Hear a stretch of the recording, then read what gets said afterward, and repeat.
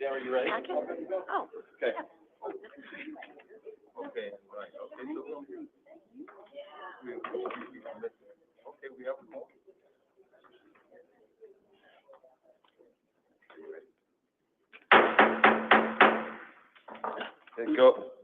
Go ahead and call the meeting to order. I am chairing our board meeting of Cook County Health for our chair, Lyndon Taylor, who's actually going to be joining us remotely today.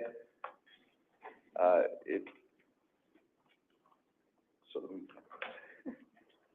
do this more than once, so I'm just looking at my notes here. Can we have, will the secretary please call the roll?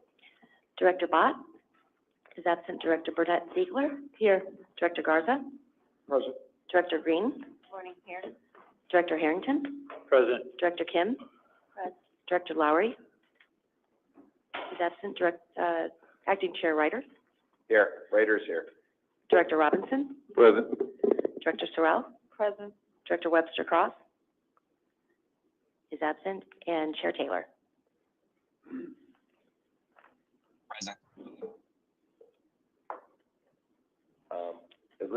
Lyndon, I can see you, but we can't hear you. Can't hear me, you can say present. Oh, yeah, I heard present, we just gotta get your volume up a little bit. Is there a motion to allow, Chair Taylor to, participate remotely in the meeting as a voting member? I'll make the motion. Second. Motion's been made and properly seconded. Do we have another director that's on, or is it just Lyndon? Webster Cross. Oh, and, can we, are we able to add, Director, Webster Cross to the motion? Move. All right, are you okay, Raul, with adding, okay. So, okay. So both the person who made the motion and the person who seconded are okay with that. Any discussion on the motion? Hearing none, all those in favor signify by saying aye. Aye. Opposed? The ayes have it. We're warming up. We're warming up. The next regular meeting of the board is scheduled for Friday, December 20th at 9 a.m. First, we're going to go to employee recognition, and we're going to have, how you doing? What do we usually do this? Does he do it from the table or the podium? I'm looking at Andrea Gibson, our chief strategy officer. We got to train him. Yeah, I think either is fine, Okay. but the podium is typically where we do recognition Okay. from. Would you like, I can, It doesn't make, we could change it. All right, new day. I'm chairing today. We can do whatever we want. all right. So, our new Chief Human Resources Officer, Wynn Buren. Am I saying perfect? Okay. All right. It's probably not a good idea to come off like I'm hazing the new Human Resources Chair, right? It's okay. All right. Go ahead. The floor is yours, Wayne. All right, good morning. I will go over our new hires and promotions. The first new hire on the list is Wynn Buren, Chief Human Resource Officer. Hi. All right. All right, nice to meet you. Jacqueline Tima Massey, Director of Public Health, Emergency Preparedness and Response. Stephen A. Lopez, Interim Radiology Director.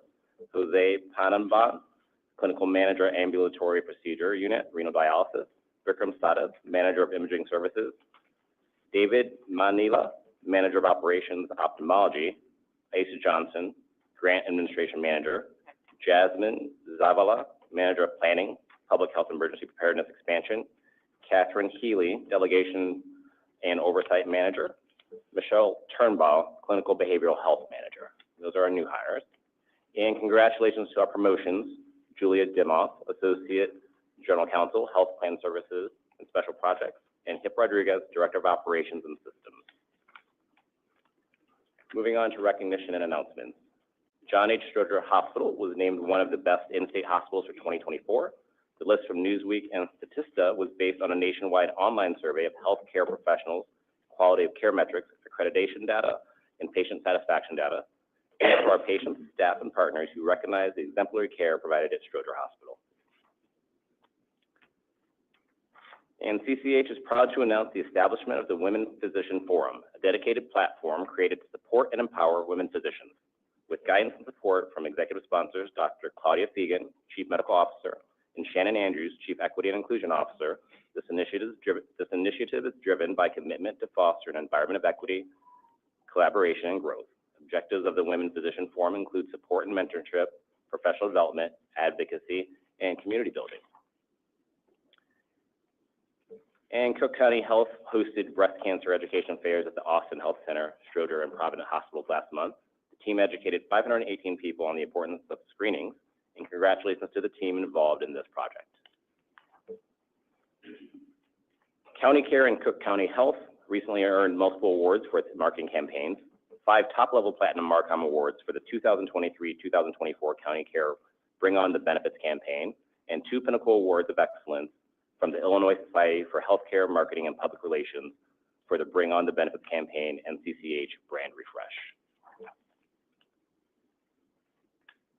2 CCH nurse leaders were recognized at the annual Power of Nursing Leadership event hosted by UIC College of Nursing to celebrate the impact and achievements of nurse leaders across the state of Illinois. Congratulations to Jen Spatchel, nurse coordinator, on receiving a Pinnacle Leader Award, which recognizes outstanding leadership in the nursing organization. So we have, it looks like we have them here with us. Here we go.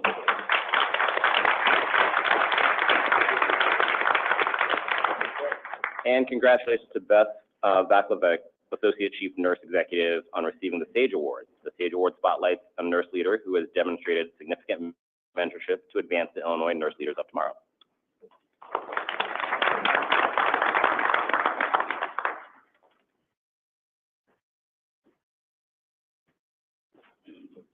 And congratulations to Jesus Manny Estrada, Chief Operating Officer, Starmark Health Services, for being recognized by Crain's Chicago Business in their Notable Latino Leaders list for 2024. The list recognized more than 100 leaders making an impact in fields from healthcare to technology, architecture to art. And congratulations to Cook County Health CEO, Dr. Eric McCadis, for being recognized by Crain's Chicago Business in their Notable Healthcare Leaders list for 2024. The list includes 39 leaders from all facets of healthcare in Chicagoland area. And that concludes the recognition and promotion. One thing that I'd like to call out, because we talked about our award in marketing and communications, so but we didn't have any names, so just to acknowledge Alex Armington and her team for all the work that they do for us.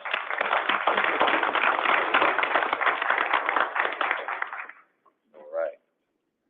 And Dr. McCadis couldn't be here with us today. He's handling a personal family emergency, so we have Andrea Gibson's going to be riding co-pilot with me up here today. So, Deb, do we have any public testimony? We do not. Neither oral or written. That is correct. All right, thank you. The first thing on the agenda is our business of our annual meeting business, which is the election of the chair. I would like to first open the floor for nominations for chair of the Cook County Health System Board.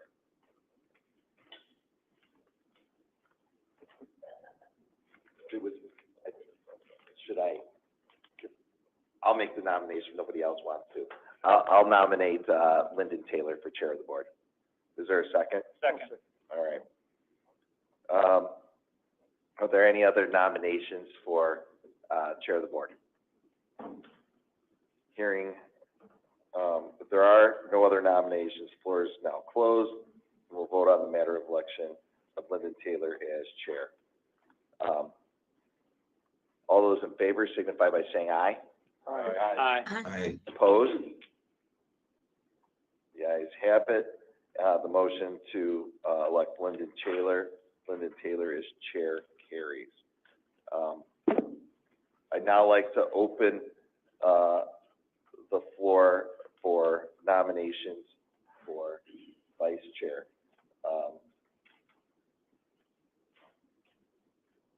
Are there any nominations for vice chair? I nominate Commissioner Lowry. There is a nomination for,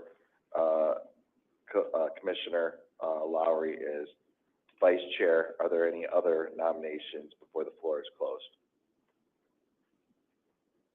If there are no other nominations, the floor is now closed, and we'll vote on the matter of election of Bill Lowry as vice chair. All those in favor, signify by saying aye. Aye. Aye. Aye.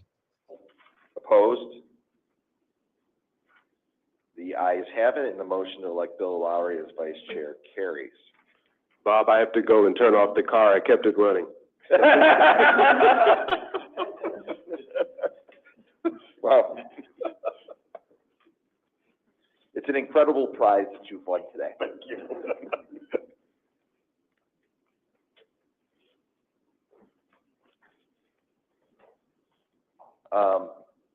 It appears that, Director Bott, has joined us remotely. Is there a motion to allow, Director Bott to, participate as a voting member? So, Motion's been made. Is there a second? Motion's been made and properly seconded. Any discussion on the motion? Hearing none, all those in favor signify by saying aye. Aye. All right. So the election, I believe, is now closed. We only had 2 officers to elect. And before we leave this matter, I just want to congratulate Lyndon and Bill. I think the fact that everyone's like, who wants to be chair? And I had to make the motions because we all understood that Lyndon has been doing a great job as chair. We've been able to streamline our meetings, have them operate efficiently. We just had a successful CEO search, which he was very, even though I think he had intended to not, to sort of step back from the process.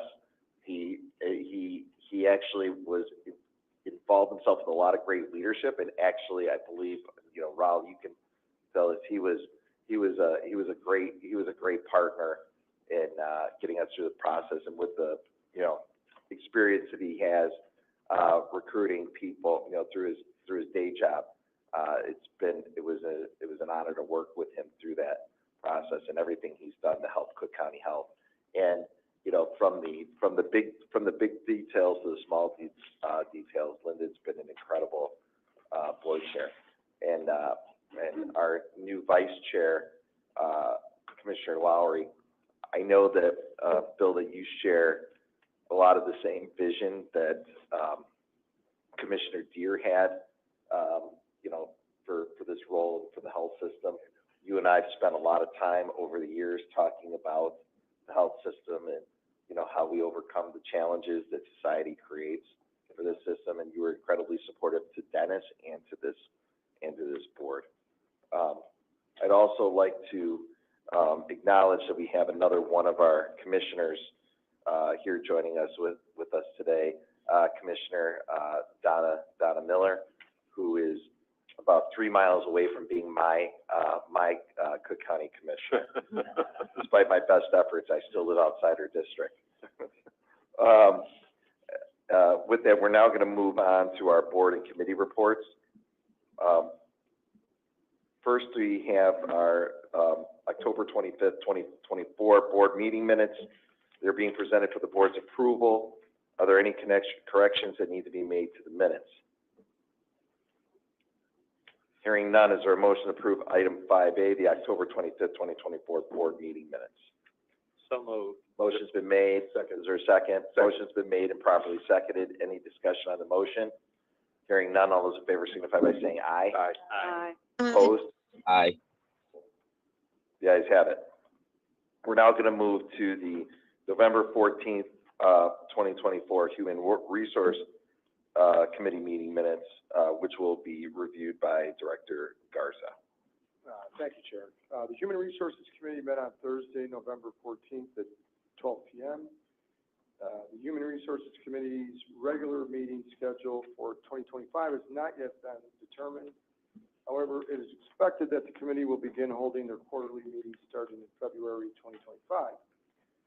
We're not planning to have a review from staff or a re-review from staff on the report from that meeting. If any additional questions are raised regarding the presentation and the metrics contained within the minutes, staff are here today to address those questions. So we received a report from the from the Human Resources Department, which is included within the minutes and included information on the following subjects. So we've had the pleasure of already meeting Chief Human Resources Officer Wynn Buren.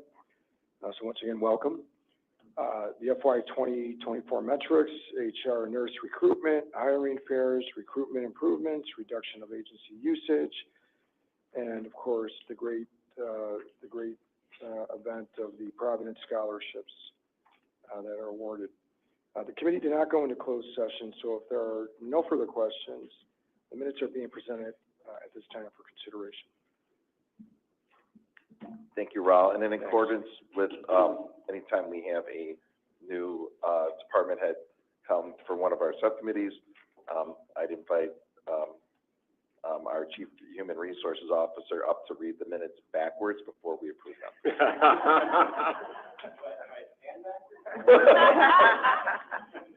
Both. Is there a motion to approve item 5D, the November 14, 2024 Human Resource Committee meeting minutes?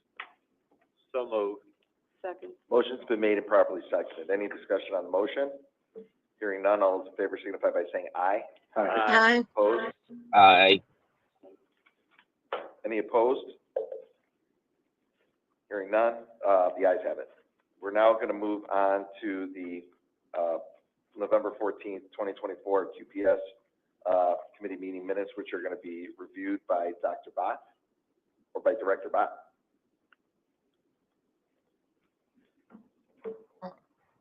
Thank you so much, Mr. Chair. Here we go. The Quality and Patient Safety Committee met on Thursday, November 14th at 10:30 a.m. The committee approved the following action items, which are included in the minutes.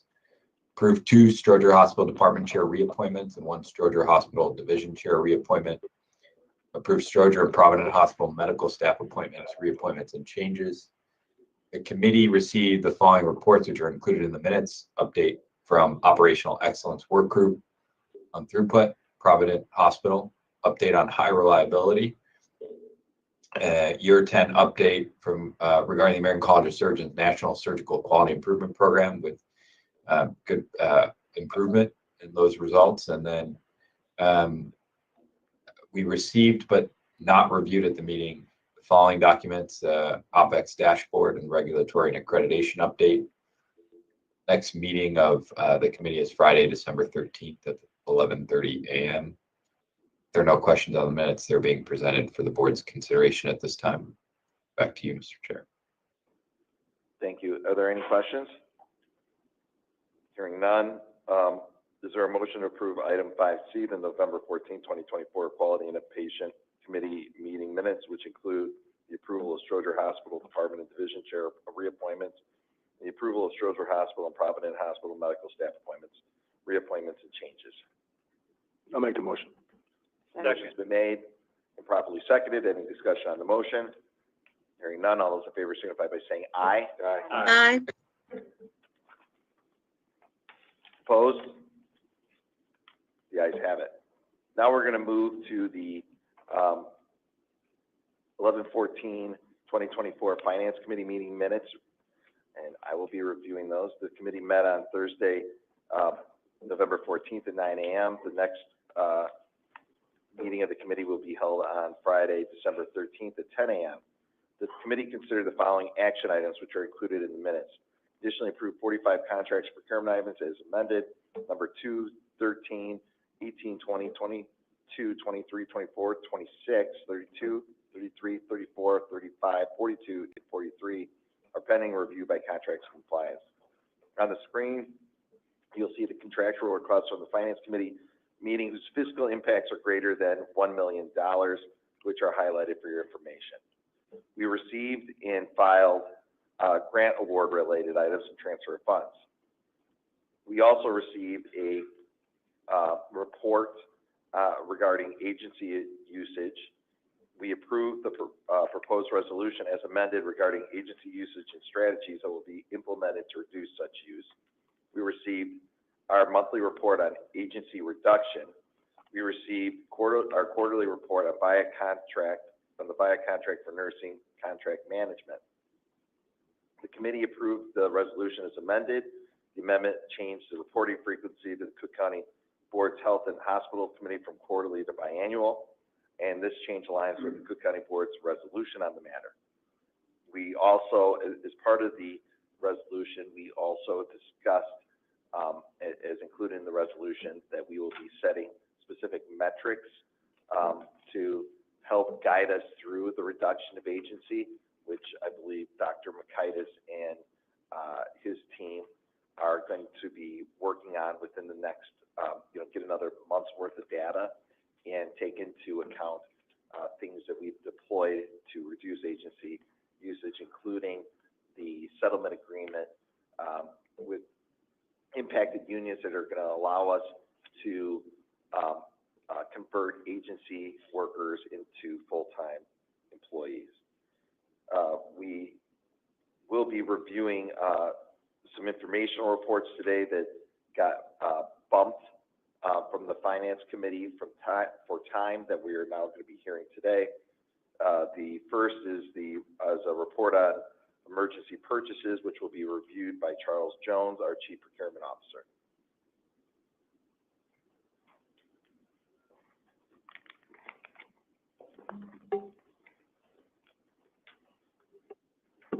Good morning, Charles Jones, Chief Procurement Officer. Good morning. Good morning. We have 4 emergency purchases for you this morning, 2 from September that were not presented at last month's court, October, and 2 for last month, October. First one before you was submitted on September 6th for the emergency purchase for the vendor to provide professional services, consultant services for program and sponsoring for ACME on behalf of the Department of Professional Education with JRP3 LLC, a 12-month agreement in the amount of, not to exceed amount of $35,000. Next one, Debbie. Also on September 6th, a request for emergency purchase for the vendor to provide locum tenens physicians on behalf of the Department of Medicine, GMS Medical Staffing, Inc., 12-month agreement for hematology oncologists, not to exceed $1.2 million. October 31st, a request for software support for the pharmacy adjudication services on behalf of our CCH system-wide pharmacy. This is for Relay Health. It was an emergency request to extend the contract for 5 months with a not to exceed value of $40,000. And lastly, again, on October 31st, for the vendor to provide dental supplies and instruments for the Department of Oral Health, North Riverside Startup Clinics, as well as other clinics, Patterson Dental Supply, Inc., 12-month contract for $700,000, not to exceed value. Any questions on the emergency purchase? Any questions for Charles on any of the emergency purchases? Hearing none, thank you, Charles. All right, thank you.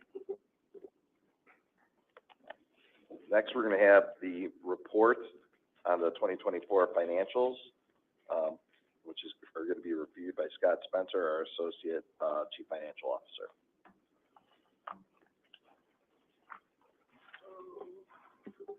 Thank you. Good morning. Good morning. Morning. So here to report financials through September 30th. So still reporting good news. So net income of $67 million favorable to budget on an accrual basis and $105 million favorable on a cash basis. Net patient service revenue, however, did flip slightly unfavorable this month due to decreases in collection rates due to the Change Healthcare cyber attack. However, capitation revenue continues to be favorable to budget due to higher than budgeted county care membership. On the expense side, medical claims again, continue to be unfavorable to budget due to the higher than budgeted, county care, membership. So we should probably point out that that in unfavorable is also attached to a favorable metric in terms of the fact that having that higher budgeted membership means that overall there's more money flowing through the system. Yep, correct. So the health plan, unfavorable to budget by 14 million, so similar to prior month, due to a true-up of the IBNR, the incurred but not received. So reserves set aside related to, newly covered, high-cost drugs, that haven't been baked into the rates that the health plan receives. However, membership remains over 417,000, so almost 20% greater than budget. So next slide, please. So taking a closer look here at the financial or the income statement, salaries and actually starting at the top here. Next slide. Yeah, there you go. So you can see the 25 million on the net patient service revenue line, unfavorable. And then dropping down to the capitation line, you can see the favorable variance that Acting Chair Ryder was referring to. So favorable variance on the revenue line, and then dropping down to the expenses, the medical claims expense is roughly unfavorable by the same 600 million. Also pointing out that salaries and benefits continue to be favorable to budget due to unfilled positions, and then supplies and pharmaceuticals slightly unfavorable to budget. Next slide, please. All right, so taking a look at the volumes here, we've got our average daily census, Stroger 325, which is better than budget of 287. And Provident, average daily census of 21, which is at target. ER visits are favorable at both facilities, 12.6% at Stroger and 2.4% at Provident. The surgeries at Stroger are just under 4% favorable to budget.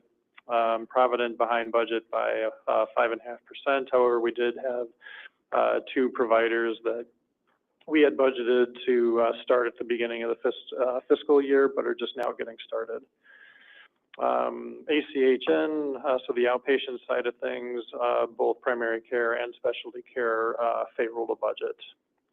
And then again, county care, average membership, roughly 17% or just under 64,000 members, better than budget.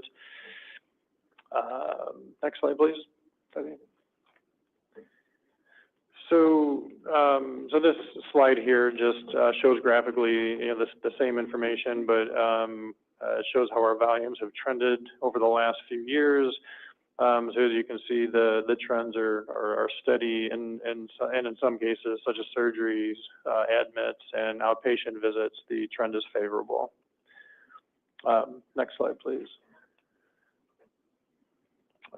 So payer mix.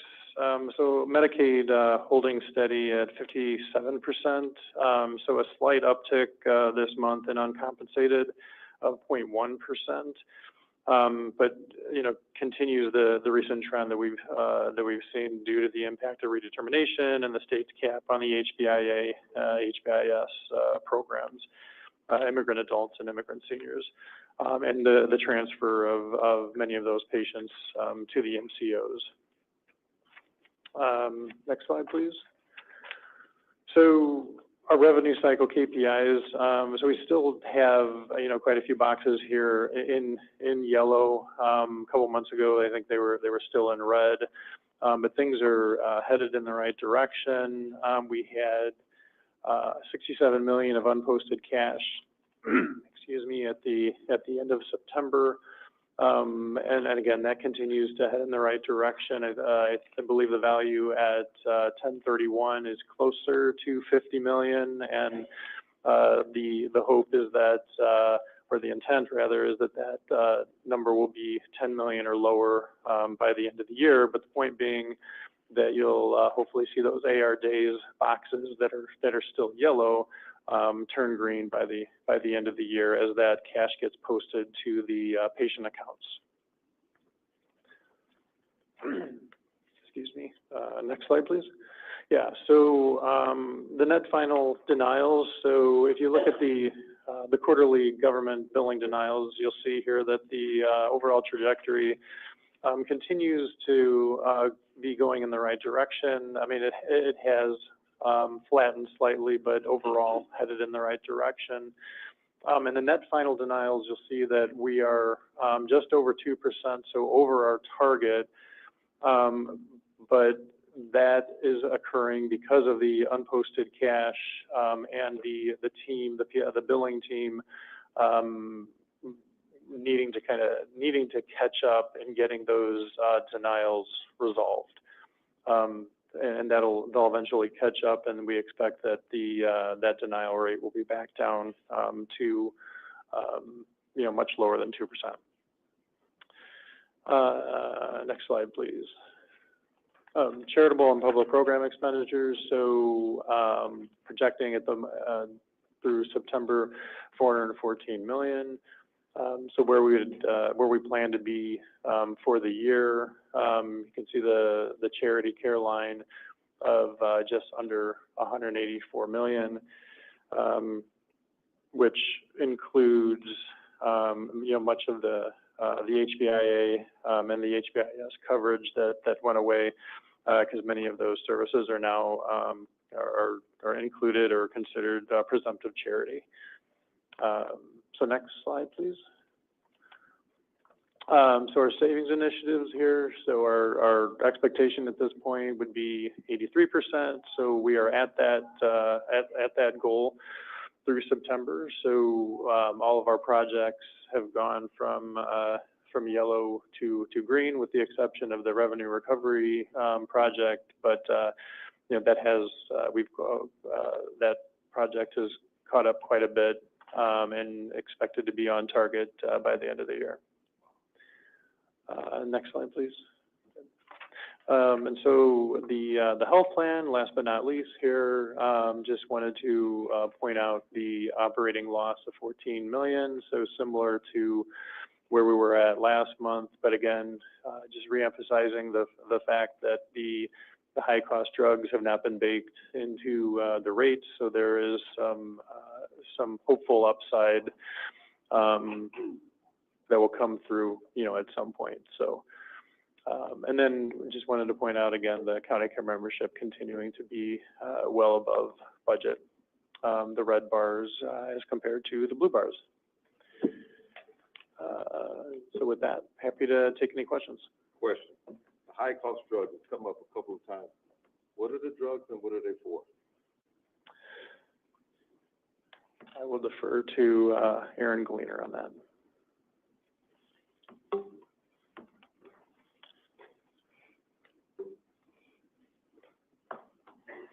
Morning. Aaron Gleaner, Chief Administrative Officer for County Care. Mainly these relate to new gene therapies that have come on the market over the past year. There was not quite enough data heading into the year for the state's actuaries to really project these into the rates that they're paying to MCOs. So there's retroactive adjustments that will likely be made into our rates as they do the rate updates, which will come out, we're expecting in December. So we'll have an updated look on the revenue side of the equation probably in late December. And just so I can have a better understanding, so the gene therapy, but for what condition? For multiple, but including sickle cell and some others. One more question, thank you. Any other questions? Hearing none. Thank you, Scott. You're welcome. Before I move ask to move the minutes, you're circling back to the agency discussion. I just want to thank all the board members who have been, which is the vast majority of you, who've been helpful in highlighting how we've needed to reduce the agency numbers and the discussions we've had over the course of the last couple of years. We're on a great trajectory to bring that in alignment with something that makes more sense, and restructuring. As we've discussed, there's been a lot of different drivers of this. One being the pandemic, two being the decentralization of how we use agency, three, new line items or new services that have come online where we've increased, and then the availability of positions, PIDs, in places where we haven't been able to increase positions based on our global vacancy rate. In the we're now to a place with the president's office to be able to expand, which was covered last week in the finance committee, where we're now going to get some breathing room on being able to add positions in order to reduce agency in places where we already have all the positions filled. And this settlement agreement is going to be incredible, and in some areas be able to shift our numbers pretty quickly, based on the deployment of those conversions from agency to full-time permanent staff. So I just didn't want to let that ball go by without catching it. All right. Acting Chair, if I could add something relative to this issue. Certainly we're looking forward, we being the Board of Commissioners, to the biannual reporting relative to the achievement of benchmarks relative to this issue. And those reports will come before the Health and Hospitals Committee of the Board of Commissioners. But in the interim, every month we get the CCH report, which is given to the Finance Committee of the Cook County Board. John Daly serves as chair, I serve as vice chair. I think it's important for us to have, as a part of that monthly reporting, have this issue addressed as well as we go forward. Yeah. Yeah. No, I think our Finance Committee report is going to be super helpful in order to make sure that people can see the progress that we're making virtually in real time. It's going to also hopefully create some better communication on this issue amongst all the stakeholders. We're also sending that report directly to our union representatives who represent our employees that are in the impacted positions. 100%, but I do want to shine a light on the very good work of the Finance Committee of this board, and it's truly appreciated downtown as well. Thank you.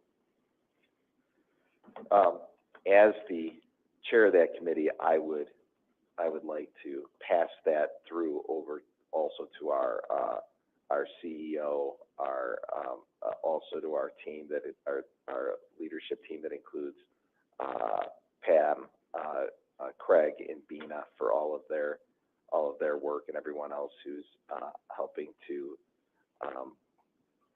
move this in the right direction. Thank you. With that, is there a motion to approve item 5D, the November 14, 2024 Finance Committee meeting minutes, which contain the following action items: conditional approval of the contracts and procurement items as amended, subject to completion of review by contract compliance, approval of the proposed resolution as amended regarding agency usage and the strategies that will be implemented to reduce such use, and receiving and filing of the grant award related items. And with this, I know that we may have a few people voting present, so I'd just like to front that as well. So is there a motion? So moved. Second. Motion's been made and properly seconded.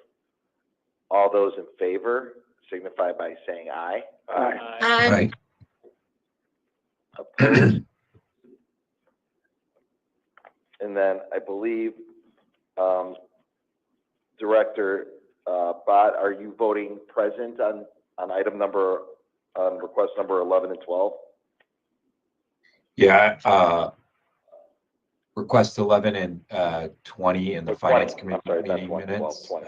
is the one that I'm voting present on. So can you please, Acting Chair Ryder, can you please record me as voting present on request numbers 11 and 20 under contracts and procurement items contained? Okay. in item 11 and 5D. 20, so recorded in, Director Sorrell, were there, As well. yeah, were there, As I'm well. sorry, you're right there. No worries. Acting Chair Ryder, can you please, record me as present for item number 7 and 43 under contracts and procurement items for this, item 5D? And we will certainly mark you present on Thank you. 7 and 43. With that, the motion carries. There are no contract and procurement items being presented directly to the board. We're now going to move to the report from the acting chair. I don't have any. Lyndon, do you have anything that you want to present? I do not, sir. Thank you. All right, we're going to keep this short. There might be a report from the secretary, though. No, there's, the release of the 2025 Board of Directors meeting. Yes. Under there, it's information. Yeah. I will note that the calendar 2025 Cook County Health Board of Director meeting minutes is being released today. It follows the same pattern as 2024 and previous years, mainly the last Friday of the month exceptions. The exceptions are August/Labor Day weekend and November-December meetings are held earlier in the month. The 2025 meeting dates for the 5 standing committees are being determined and will be released when finalized. That is all we have for the acting and chair report. Now that we have a vice chair, I may not be doing this again for a while. So. Well, we'll see. I think you're doing a pretty good job. I'm now going to move, as I mentioned earlier, Dr. Mikitis is away attending to an important personal matter. But we do have a couple of reports that he wants us to receive under what would otherwise be his report. First is the update on the Prescani Employment Engagements Survey. And I'm going to go to Andrea Gibson, our Chief Strategy Officer, to help tee this up. Okay. Do we have the presentation on Prescani or?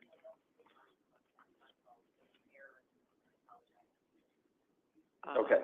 There's no presentation today, Raji? No. Wait. Right. I'm so sorry. I was thinking of employee engagement. We do have high reliability. Yes. Okay.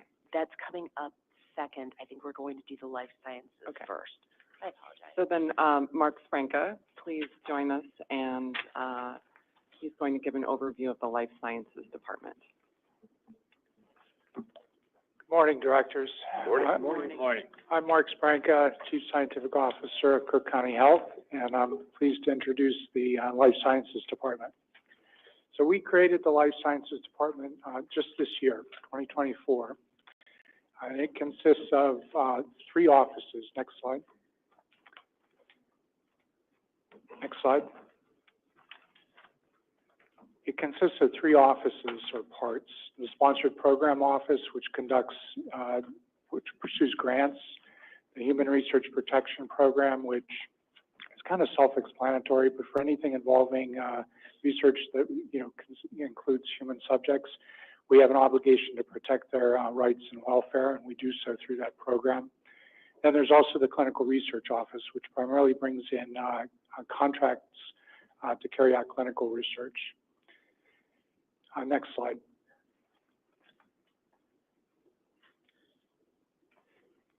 So when we formed this Life Sciences Department, we wanted to do it in a way that would position it for long-term success. And there were kind of 2 constituencies that we early had to kind of understand and be responsive to. The first was the sponsors or funders of all the extramural work that we wanted to pursue. And the second was the folks in CCH who wanted to conduct this extramural funded work. So we adopted a customer orientation early to try to understand the sponsors and what they wanted, and the researchers and others within CCH and what they wanted. In the end, we're creating an environment that is collaborative, responsive, communicative, delivers high quality work from knowledgeable professionals. And these standards of excellence will help guide us and lead us to success in the long term. Next slide. So I'm going to provide a little bit of background about the strategy and vision that we've created. So really two parts to the long-term vision. The first is a supportive operating environment. And this environment consists of really kind of three things. It consists of having the right people in the life sciences department and in the affiliated departments that support this kind of work. Second, it requires supportive systems. And then third, it requires appropriate policies and procedures. And what we do is we work to build this operating environment so that it'll enable us to bring in lots of work through extramural sources, manage this work well, and ultimately produce mission impact for Cook County Health and its patient population. The second part of this vision really sets out kind of the long term. We see a lot of growth potential for bringing in more extramural work through Cook County Health. So our long-term vision is to see a much larger flow of extramural funds into Cook County Health and cutting across 6 work areas: research, innovation, care, public health, quality improvement, and training. We already bring in extramural work that funds activities in each of these 6 areas, but we see lots of room for growth in each of these 6. Next slide. So this is a quick high-level strategy roadmap for the journey ahead. In 2024, we were really focused on developing the strategy, launching the life sciences department, including submitting the first budget. In 2025, we're really focused on completing the Hectone transition, about which I'll report a little bit of progress in a moment, and developing that supportive operating environment. And then in 2026, we'll begin the growth phase. And starting in 2026, we expect rapid growth with huge upside potential for Cook County Health over the next decade, starting with the growth that begins in 2036. Next slide. So life sciences department, there's a growing team. We've hired quite a few new people this year. We have quite a few new people next year to kind of complete the build out of our core team. This core team will be vital to managing the grants that are transitioning from Hectone and positioning us for growth long term, for bringing in more grants and contracts. Next slide. So change management is going to be a key part of how we operate. That operating environment that I've spoken about a few times, this is going to be the key to be successful in creating the changes in the systems, the policies and procedures, and the people side, in order to bring about the realizable potential of this life sciences department. So we're using all kinds of change management techniques and strategies to achieve success with the changes that will be necessary. Next slide. So I'll give you a quick high overview of the portfolios that exist today. So we have in-house today, we have about a little more than 20 million in extramural grants. These come from a wide variety of sources, mostly federal, but there's some diversity. And this year we've submitted proposals amounting to almost $9 million.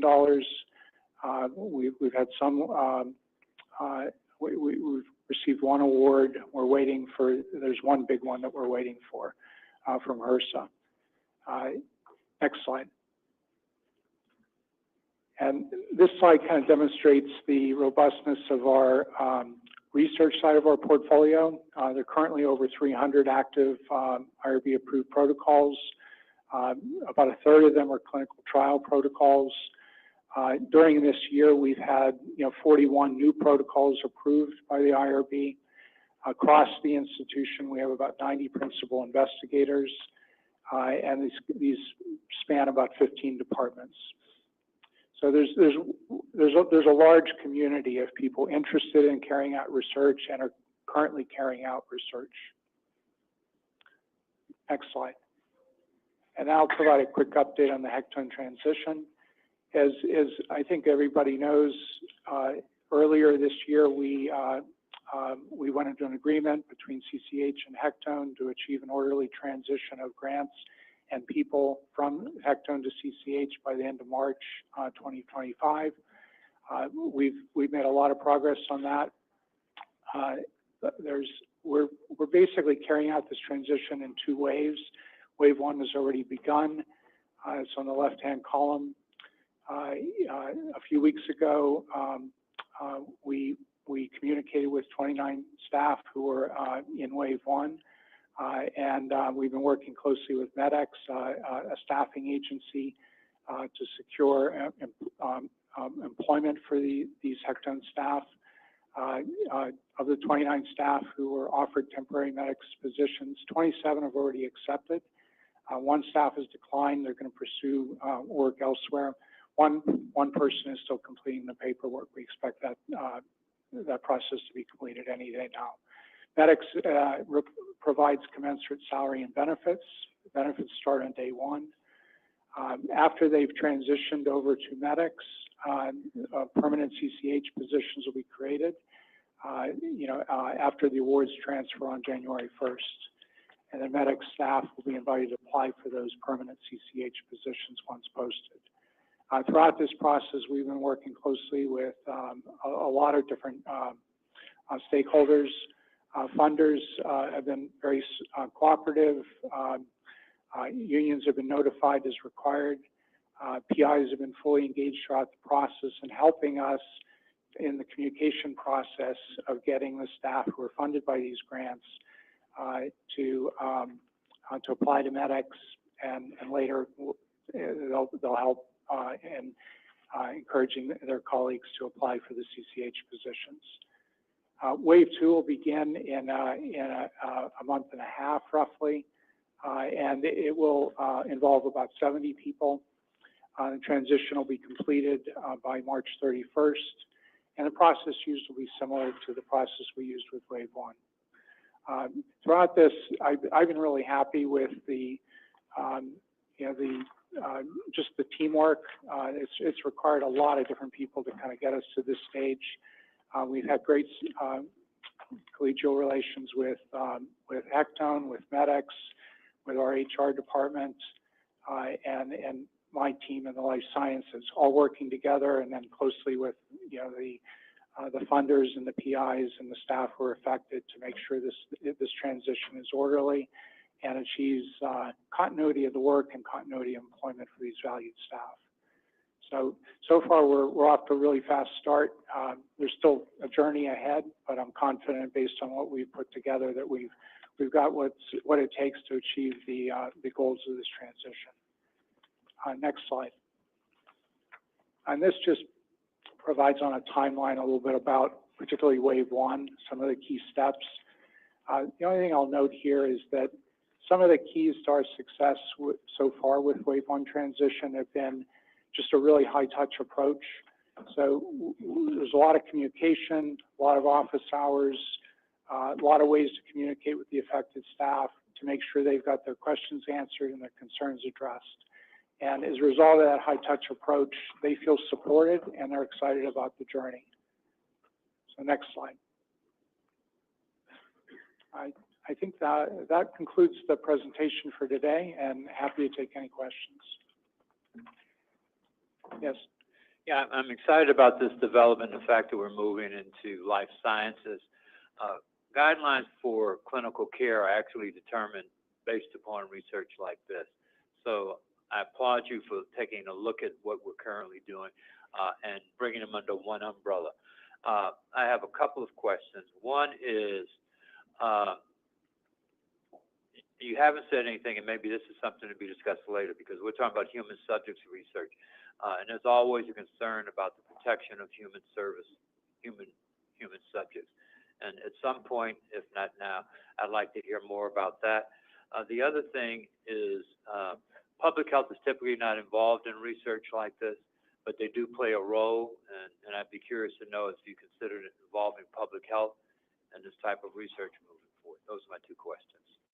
Yeah, so the IRB is an important part of our commitment to protecting the rights and welfare of folks who participate in research. The most central part of the IRB is to obtain a real informed consent from those who are being invited to participate in research. We have a terrific institutional review board which reviews protocols before they begin to recruit human subjects into research. I'd be happy to kind of invite some of my colleagues from the IRB to report in greater depth here if that's of interest. I was previously in other institutions as a member of an IRB. I also served as the IRB chair. And then finally, I've served as the institutional official, which oversees the IRB. So I'm very familiar with the issues and the challenges of protecting the rights and welfare of human subjects. And it's really one of our highest callings. You know, research is a fun thing, but you have to do it in a way, you have to carry yourself in a way that you're creating good out of the research. And that includes protecting the rights and welfare of those who participate in the research. Your second question about public health, Lamar and I have communicated about our joint interest in growing the base of extramural funding to pursue public health initiatives across the county. We see lots of opportunities for growth, and you're correct that much of public health doesn't have to do with research and doesn't require a review by the institutional review board. But still, there's ways to conduct public health that you still want to follow various practices and make sure it's done professionally, even if it doesn't strictly require IRB review and approval. So all of these things are critical to setting up the platform and operating environment that we need to grow and enhance the impact of CCH overall. Thank you. One of the reasons I asked the question is I serve on the steering committee for Capricorn and Chicago Area Patient-Centered Research Outcomes Network. All the academic medical centers in Cook County are members of Capricorn. All the major academic medical centers, Cook County is a member of Capricorn as well. And Alliance Chicago, which is a network of federally qualified health centers. But basically, they handle the medical records of those health centers. And we have access to medical records, to actually de-identified medical records to do research. But you are a member, but sometimes people don't know everything that's going on in their own shop. And currently, they are working and have a large grant with Chicago Department of Public Health, a federal grant, to actually look at potentially mapping chronic disease in real time in Cook County. So there's some opportunities that I think are available to us, and public health could play a real role in it moving forward. Yeah, I appreciate you making me aware of this. I'm 10 months into my tenure here. I'm still learning. There's a lot to learn. This is a really rich environment, not only Cook County, but just the Chicagoland area institutions that are potential partners with us to advance our well-being. So it's a big landscape, and I'm still building relationships with key organizations throughout the Chicagoland area. Other questions?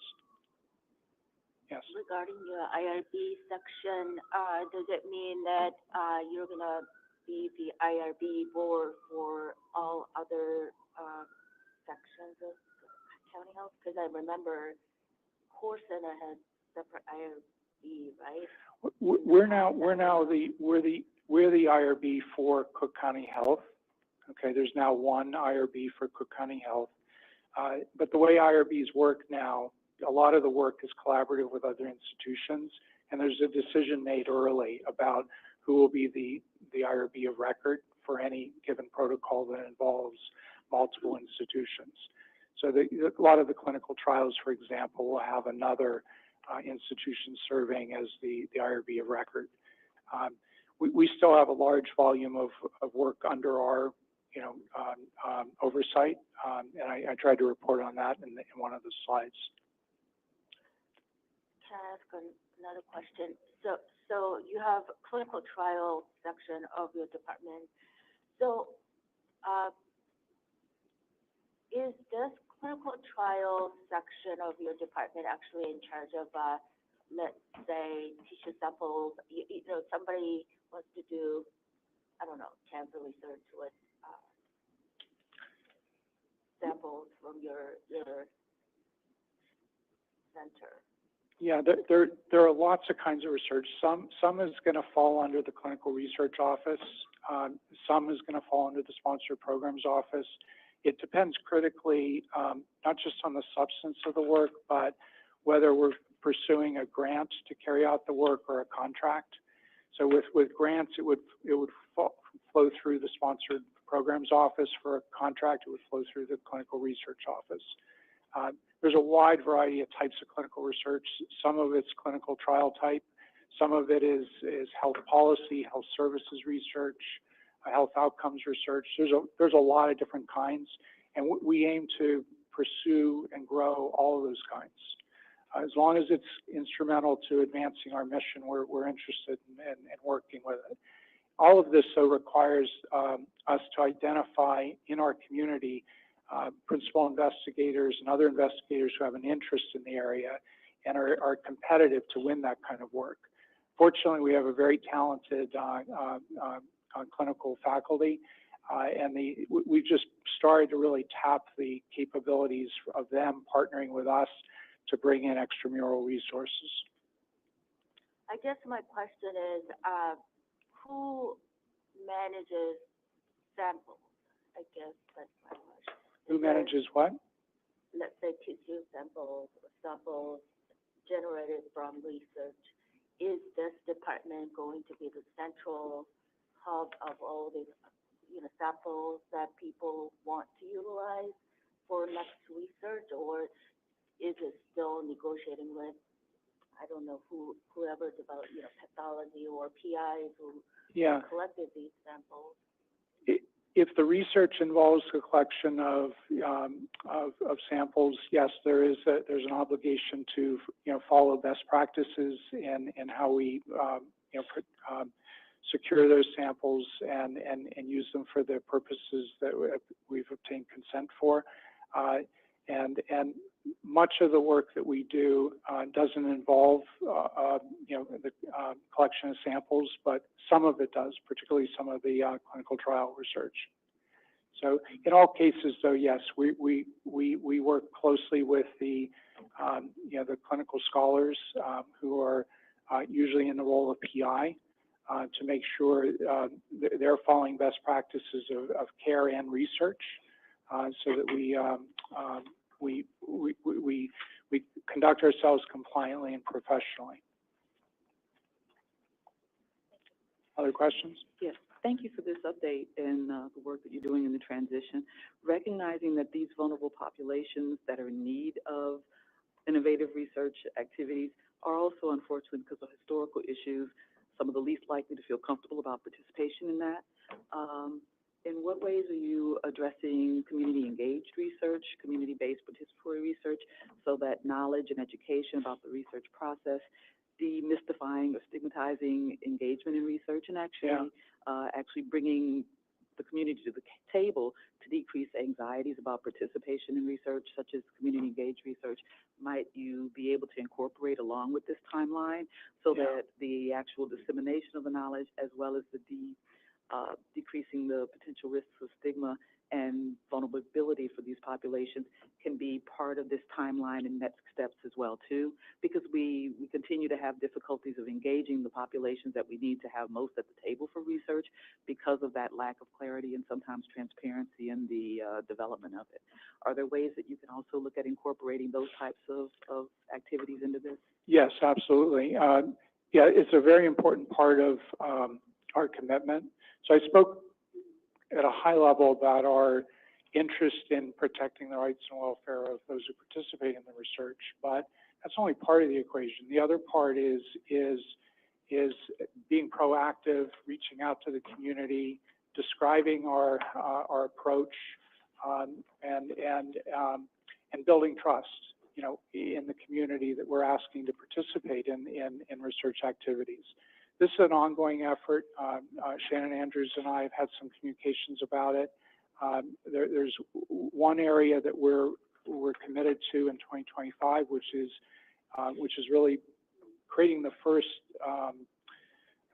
kind of a baseline measure of the representativeness of participation in research under Cook County Health, and so that we have a baseline from which we can judge, you know,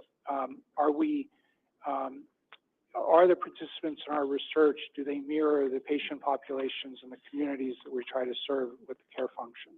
And to the extent that there's a gap or there's room for improvement, what are the proactive steps we're going to make to kind of close that gap? Some of it might be access issues, some of it might be you know, educational issues that we have to address. In general, what I've seen here compared to other institutions I've been a part is there is a lot of outreach. There's a lot of trust and understanding, but you don't want to take it for granted, and you want to be very proactive in trying to build on that strong base. Thank you. It'll be nice to see that outlined in your change management image that you have here, and as well as what are those benchmarks that you'll want to have for those same patient engagement and percentages in part of your timeline and next steps, so that we're actually showing that we're having a deliberate efforts to engage the public in that way. Thank you. That's terrific. Thank you. Just want to add to Dr. Sorrell's point, participation, engagement is one thing, but also what we see is a lot of our patients do not meet the qualification requirements for clinical trials. So that would need to be looked into. How do you actually prepare our patients actually be part of clinical trials? Because if there's some conditions and, you know, comorbidity, many people can't be part of clinical trials. Yeah, that's correct. I mean, there's strict inclusion and exclusion criteria, and we have a large patient population, and I think one of the questions that we're going to be addressing in 25 as we prepare for growth is how do we understand that patient population, and how do we proactively identify potential opportunities where some of our patients might be good candidates for ongoing active clinical trials. And it's using our data to proactively understand who might be eligible, and then begin that process of outreach. Can I just say something quickly with regard to that? I think educating the PIs about the importance of flexibility on those inclusion-exclusion criteria, because I know that there can be a push from NIH in particular to have very clean samples that would eliminate or make ineligible a lot of our patients in Cook County, but educating the PIs to reconsider their inclusion-exclusion criteria and the importance of having criteria that includes patients that are represented in Cook County from the PI perspective could be an important step in that direction. I think that's a really important point. As we mature in this, I think our PIs will be more often at the table designing the original clinical trial protocol, including the inclusion-exclusion criteria. Today, we're often a participating site, rather than kind of the originator. And it's going to take time. You know, we're going to crawl before we walk, before we run. But over time, yes, I think we will have increasing influence over the design of the protocols and the inclusion and exclusion criteria. And it's going to require really developing our PIs. And it could be insisted upon that. It could be, yeah, I agree. That, you know, It could be a condition for it to be a of- participating site. It could We're be a at the table condition from of the beginning. participation. Yeah. Exactly, yeah. So I have a couple of questions. Regarding the CCH grant awards proposal metric slide, I saw that the $20.6 million was exclusive of the Hectorin portfolio. Is there any information on the Hectorin portfolio? Yeah, the only reason we put it as a footnote is it hasn't formally moved over, so it's not in our budget yet. But the other thing is the precise dollar value is difficult to calculate because basically most of these grants are, you know, we're going to be closing them out in one institution and then kind of starting them up in another institution. So there's a budget closeout process in one institution and a new budget created in the next institution. So those are ongoing negotiations with each sponsor and PI. So we've done our best guess is there's about 13.2 million that will be transitioning over. But I can assure you I'm advocating for more. So that, and we're also positioning ourselves, you know, with having this customer focus to make the case to our sponsors, many of whom are longstanding, that the need is even greater, and we need to start bringing in more resources to do the good work that have been funded historically by these sponsors. So I'm optimistic that that number will go up, both at the point of transition, but in the years ahead. Yeah, thank you for that. The 13.2 in the footnote. The Ryan White kind of lists, especially for Ryan White Part C and D, yep, indicate there may be a little more now. Years ago, I used to work both at Hectorin and at the Core Center.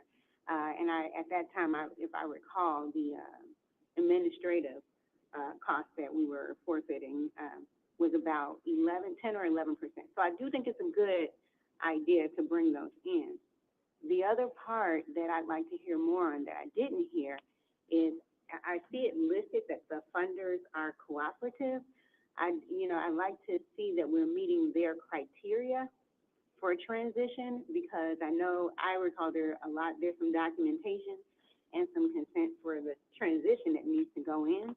I think it's important to note that and make sure I'm sure you have somebody that's doing that, but I'd like to hear more information on whether or not we're currently meeting the criteria of the funders. Ryan White Direct Part C and D, but certainly HOPWA and the cash-through funds from AIDS Foundation and CDPH, things like that. But C and D, because Director Harrington, you mentioned, and I don't think it was a mistake, you said human services, because at the end of the day, we're very concerned and want to be very intentional about the lives that are impacted for people living with and who have the opportunity to prevent HIV. In order to do that, C&D, I know they're competitive and up for renewal. We want to make sure we're super competitive when it's up for renewal, which brings me to the org structure, which I'm sure literature shows in order to do the things that you're mentioning, we have to have people with specialty in that area, in leadership, not on staff, in leadership. And it's been a while since I've been there. I didn't see anybody listed on the org structure that has that expertise for the people we're so honored to serve. So I'd like to have more information on whether or not we're securing our commitments needed to transition all of those funds. Yeah. Right. So the Ryan White portfolio is a really important. It's a foundational set of grants. The three main sponsors are AIDS Foundation of Chicago, CDPH, and HRSA. And I'm pleased to report that the negotiations, discussions with each of those three sponsors has been very positive. Naturally, it's evolved over the course of the year. I think when I arrived, it was, there were a lot of questions about, the transition that was being discussed. But at this point, once we had that agreement in place and we had a clear timeline, and, people and process to kind of go by, the sponsors have kind of shifted to, how can they collaborate? They're interested in continuing the funding, because they see the good that it does. And they have had hard questions for us. Do we have the wherewithal to do what it takes to manage these things successfully? But those discussions have gone really well because we've got a plan. We've been executing the plan. We've been building out the environment that I spoke of earlier. There's still work to do, and they recognize that, but they're committed to continuing the work with us. And they know that they see us as a great place to invest their limited resources for high impact. So it's going well right now, but there's a lot of work to do. 25 will be a big year for us, really maturing the operating environment in all parts of CCH. So thank you so much. So I'm hearing that we have in fact met all of the criteria per the project officers for transitioning it. And then one thing you mentioned that I'll look forward to hearing is when we finalize. In order to do that, we do need to, I'm sure you understand, we do need to actually finalize that 13.2 or not, finalize the funds that are actually going to be impacted, and I think it's beautiful. I'll close by saying I also think it's a great decision that 10 or 11%, I'm not sure what it is right now, but when I was there, it was 11%. We're looking at moving that over, but if we're going to move over 10 or 11% of something, we have to know what that something is. So I look forward to a final number on that, and thank you so much for completing the criteria to actually transition those over per HRSA CPH Foundation of Chicago. Thank you. Thank you.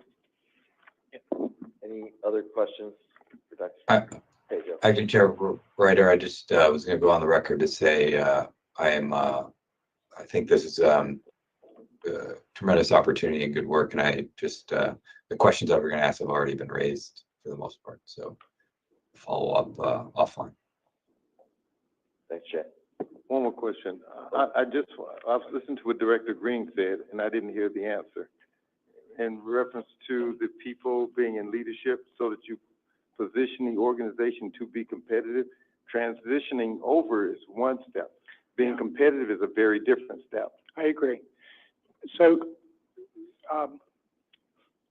let me describe just the partnerships in place. So I don't hire directly folks in clinical leadership positions, but I recognize how fundamental that is to the long-term success of the life sciences department. My part of the equation is really creating that environment that becomes compelling, and it provides a reason for more clinical faculty to join and stay at CCH. So I work closely with Claudia Fegan, Stephen Axe, and other colleagues on the how do we create a more attractive environment for clinical faculty to join and stay.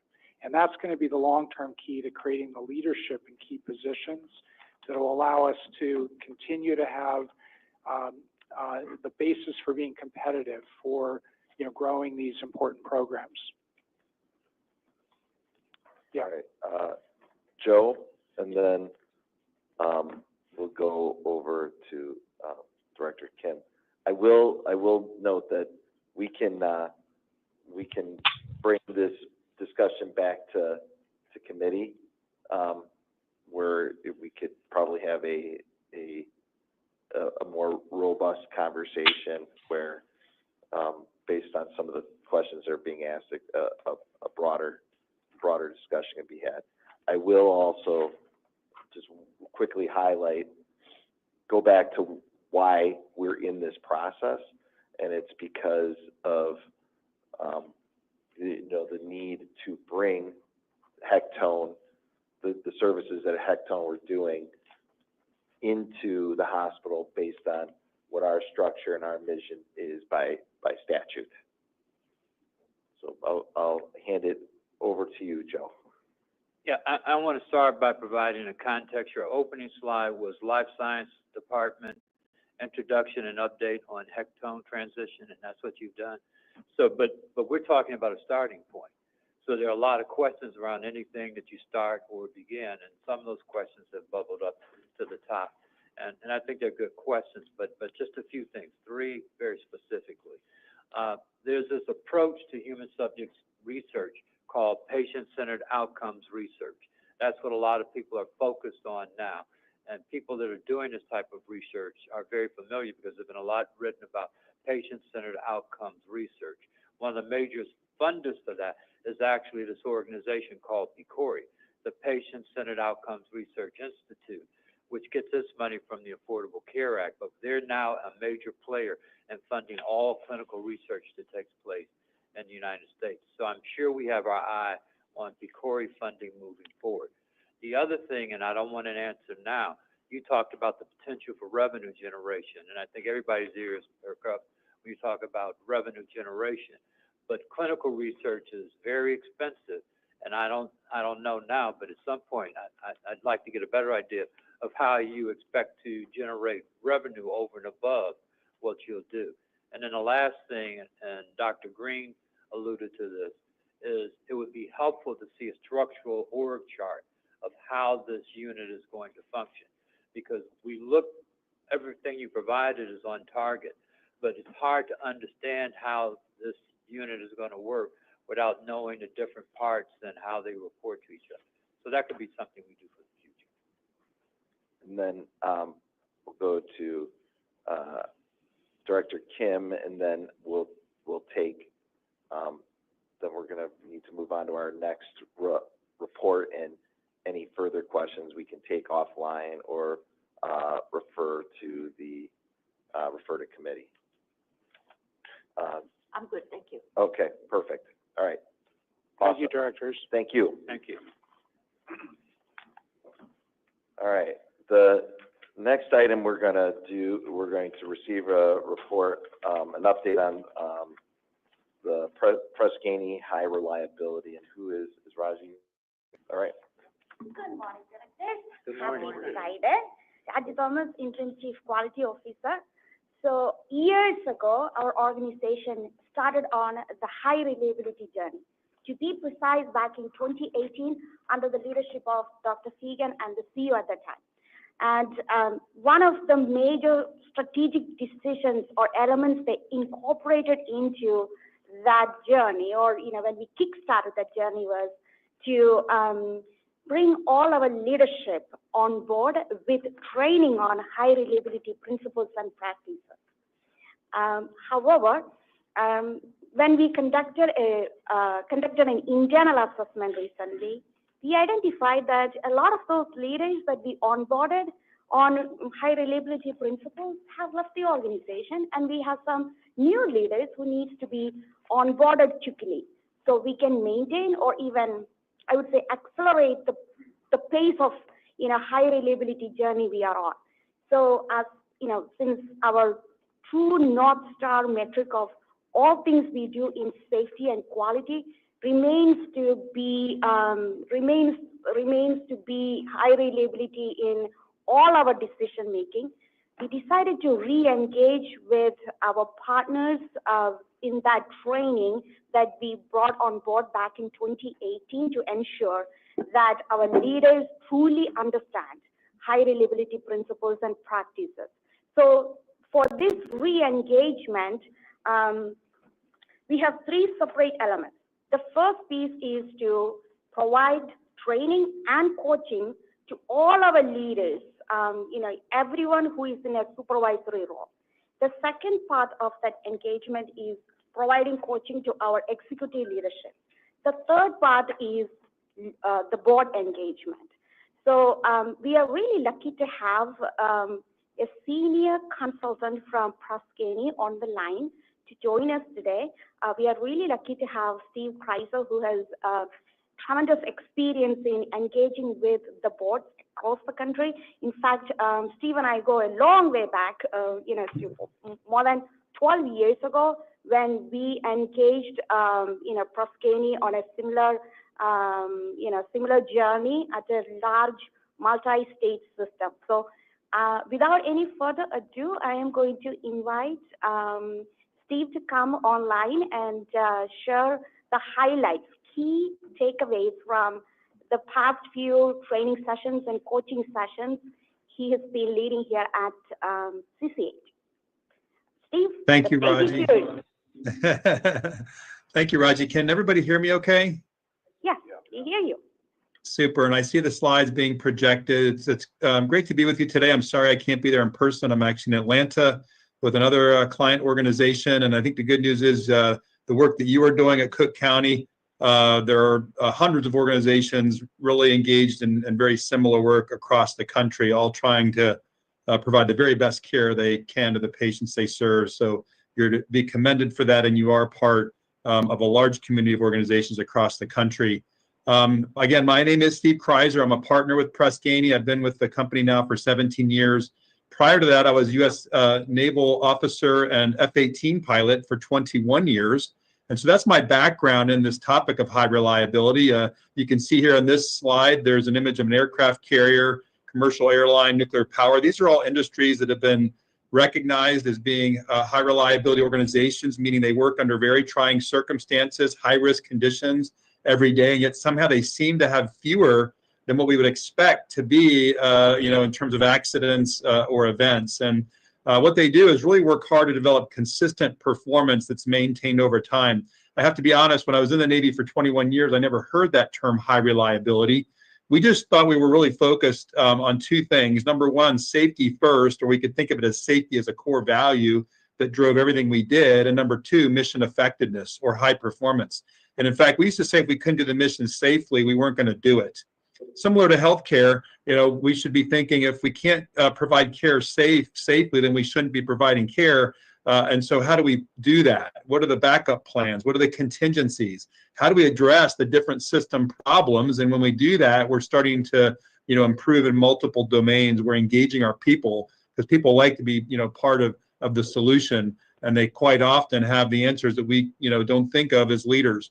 HRO is really about getting things right in our process and our people. And so that means we have to focus on this topic of human performance. How and why do people make errors? There's a whole body of work, a science of safety. And when we draw upon that, it starts to engage people in the discussion, especially the clinicians, trained as scientists to, really sort of understand the evidence and the data. And we find that really brings people to the table. The last thing is about leadership. The Navy spent about $1 million to train me to fly the F-18, but they were much more concerned with my development as a leader. And I have to commend you as members of the board, the executive team, all the leaders in the organization for committing to go through this training. We're basically doing 2 hours of leadership training on high reliability practices and the principles that go along with those practices. And they're doing that every other month or so. And they're really focused on these areas you see at the bottom. How do we message as leaders this commitment to safety first as part of the overall patient experience? How do we anticipate problems before they lead to harm? And when we do have errors and events, how do we learn from those so we, become a safer, a more reliable system going forward? That last bullet, how do we as leaders not force people into accountability, but through natural engagement, build an inherent sense of accountability so they want to meet our expectations because it's the right idea, it's their idea, and they're fully committed, to the work. Well, in the next slide, you can see a little bit about what we've been talking about in our training sessions. We've had 2 so far. We have another one in December. Any member of the board is welcome to attend. They've been great, robust discussions. We're getting great feedback. All the members of your executive teams have been attending. It's really been exciting to see. But we're covering these 5 principles that came from 2 researchers from the University of Michigan, Carl White and Kathleen Sutcliffe, who went out and studied years ago the kind of industries we saw on the previous slide. And they found these 5 principles ran throughout that, people in the organization, leaders, they're very preoccupied with failure, meaning they're proactive and preemptive in their analysis and discussion of what can go wrong. They look at the little events. We can think of that as near misses. as a sign or symptom that something bigger could be happening later on. They're very sensitive to what's going on at the front line. They try to get out there on a regular basis, either physically through rounding or getting to where the work is being done, having huddles to discuss what happened yesterday, what's going on today. We need to be aware of looking at the data in a very, very focused and introspective manner to see where we're meeting expectations, maybe we're missing the mark. And that sensitivity to operations is so important because it allows leaders to understand the workload resource mismatch. Where's the complex work going on? Making sure that as leaders, we don't put the newest person in a situation where they're doing the most complex tasks without people that they can turn to in a pinch. The reluctance to simplify interpretations means getting people to question assumptions and to establish a more complete and nuanced picture of ongoing operations. And so you're trying to encourage people to ask questions. You're looking for a diversity of thought and opinion, people comfortable asking questions and voicing concerns so we can get to the true answer and we can tackle things earlier than we otherwise would.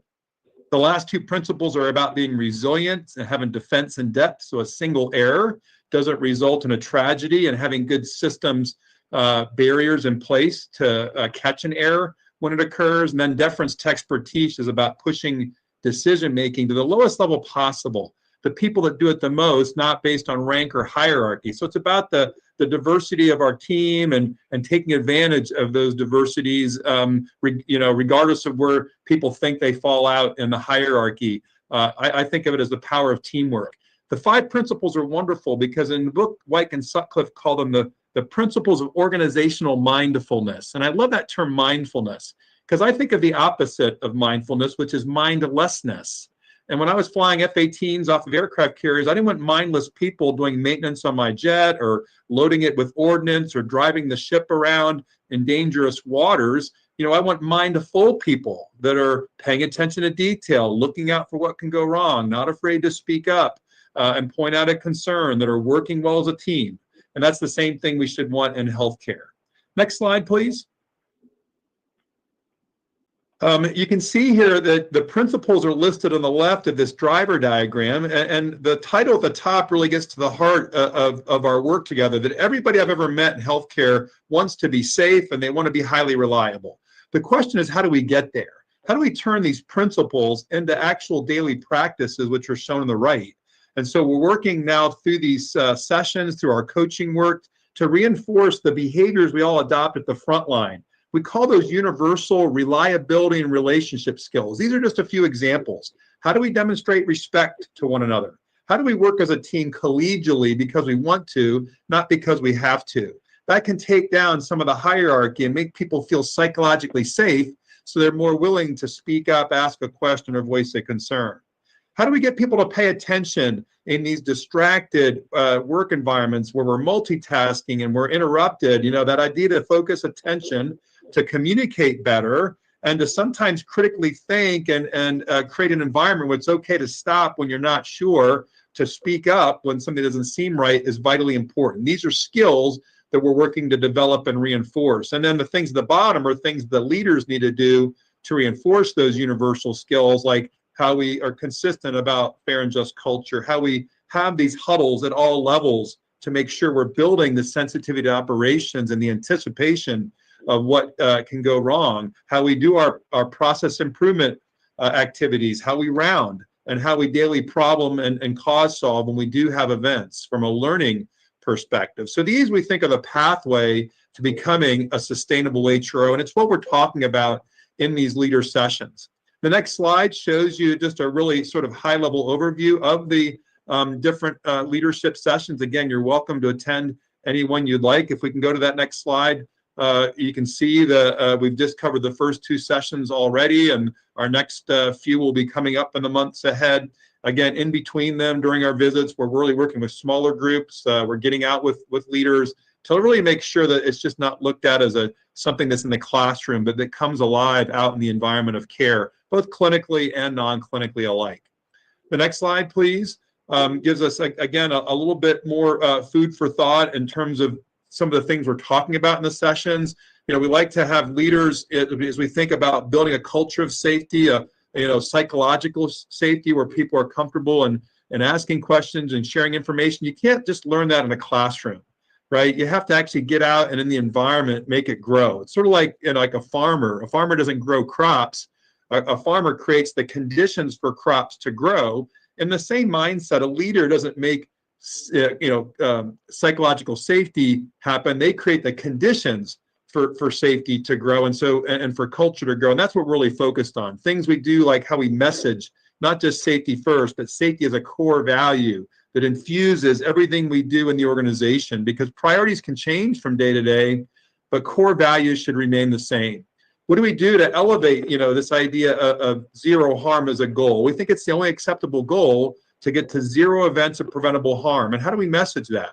How do we give people tools to escalate, concerns in a respectful manner that doesn't put others on the defensive, or it feels like we're pointing fingers when we, are asking those questions or probing for more information.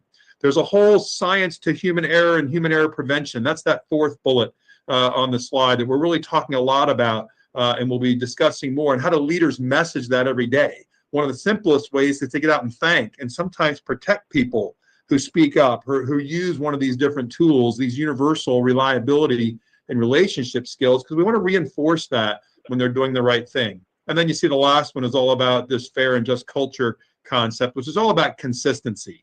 Fair and just culture doesn't mean that it's blame-free or that you get a pass for everything you do or do incorrectly. It means we don't punish unintentional human error, but if people choose to act recklessly or disregard policy and procedure, that demands fair consequence.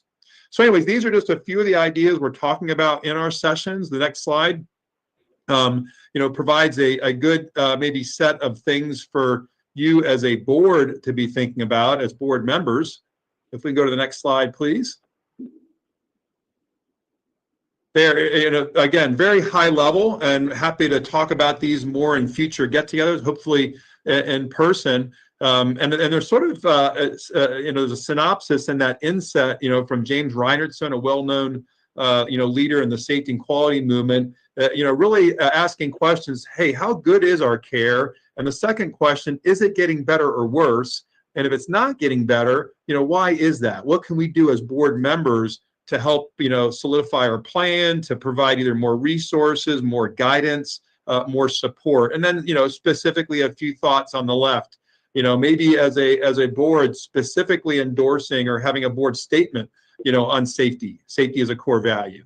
Do we start our board meetings with a safety message? We're asking leaders across the organization to start every one of their meetings, at a minimum, the ones with a written agenda, with a very brief 2 to 3 minute safety moment or safety message or reliability message. This sends important, indications of what's important to you as an organization. We want to put safety first in our decisions and be very overt and explicit about that when we're having difficult conversations, maybe around finances or other, concerns. How do we focus on the systems issues rather than, appearing to point fingers or assess blame when there are breakdowns? We want to be very transparent about harm, not giving, details that would get into the who and the where, but more about, hey, here are the numbers. Here are some things that create a burning platform for why it's so important to be invested in this work. Thinking about harm by a different name when we're not doing things maybe properly in finances around billing or coding, that could financially harm the organization. If we have some kind of data breach in IT or a breakdown, that can harm our reputation, right? So we think about physical harm to our employees, but sometimes emotional harm to our employees or emotional harm to our patients. So we want to expand this idea about how we talk about harm and how we're not afraid to share the numbers. Having that relentless drumbeat, so important, making sure we're well aligned for what we want to do as an organization, how that cascades to the senior leadership team, to the operational leaders, all the way to the front line and the medical staff. And then finally, having some good metrics, some measures of success. We want to make sure we're looking at our serious safety event rate. It's a primary measure of preventable harm. What are the different process measures that we're tracking to make sure we are staying on that journey towards getting to zero? Are we looking at other measures like, not just patient harm, but our employee safety and workforce harm numbers? How about the different cultural elements we look at through our engagement surveys or our safety culture surveys. Even the patient experience data can give us an indication of the overall safety and quality of our care.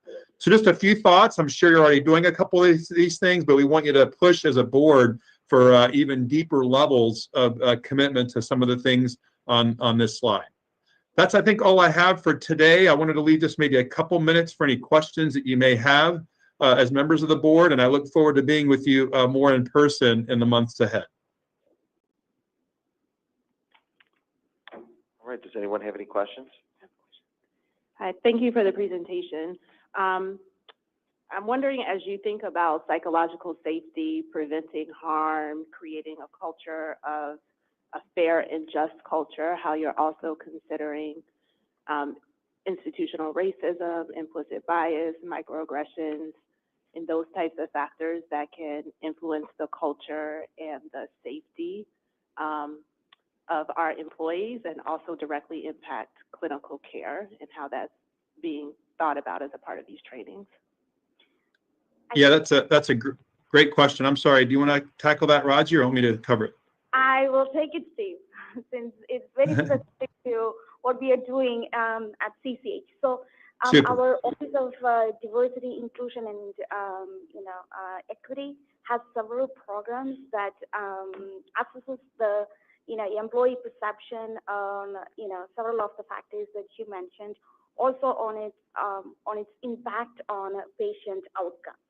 There are specific training programs that addresses those areas very specifically, but we also understand that there would be additional training coming out of that office to address institutional racism, structural racism, and all that, and how that impacts patient outcomes. And I just want to quickly add, I've been involved in some efforts at Northwestern for individuals who believe they've been directly impacted in their role as physician by an incident of racism to receive direct emotional support and care for that incident.